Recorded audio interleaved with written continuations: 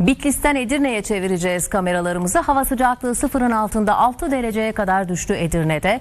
Gölbaba Gölü buz tuttu. Balıkçı sandalları gölün ortasında kaldı. Göl buzla kaplandı, sandallar hareket edemez hale geldi. Edirne'de dondurucu soğuklar etkili oluyor.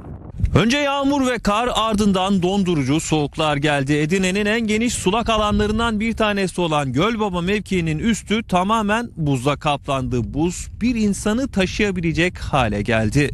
Kentte hava sıcaklığı sıfırın altında 6 dereceye kadar düştü. En çok sulama alanları etkilendi. Birçoğu buzla kaplandı. Büyükdöllü köyündeki Gölbaba Gölü de onlardan biri. Balıkçı sandalları buzun ortasında mahsur kaldı.